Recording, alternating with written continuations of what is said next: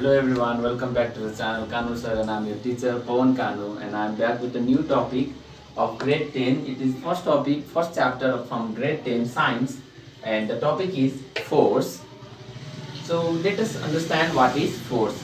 Force is a pull or push which may change the state of rest or motion, position, shape, size and direction of a body. So force, if any body changes its position, changes its rest, changes its state of rest or state of motion, like if this marker is in the state of rest and if I change its position and start moving, then it is because of the force. Or you can say another example, like position of marker is here at the end of the hand of my palm, and if I change the position, so while changing the position of this marker I have to use force. So that is called force. That activity, that external agency is called force. And in class 10, in grade 10, we have to learn about gravitational force, which is also called Gurutvakarsan ball.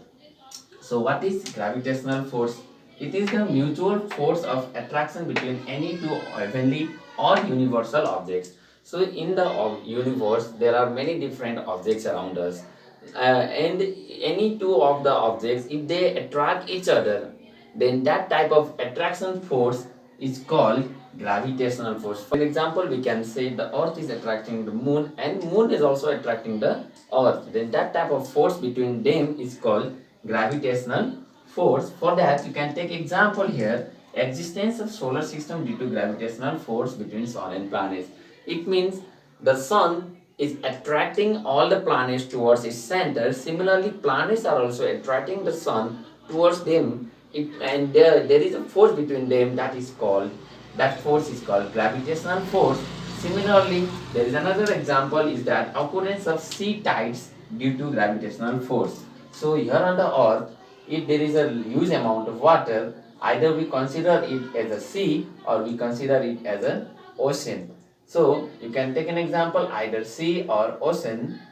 So what happens here, because it is a large amount of water mass, then it also attracts. Because the mass increases, the gravitational force also increases. So you can say the large amount of water molecule attract the moon, or moon also attracts the large amount of water molecules on the earth.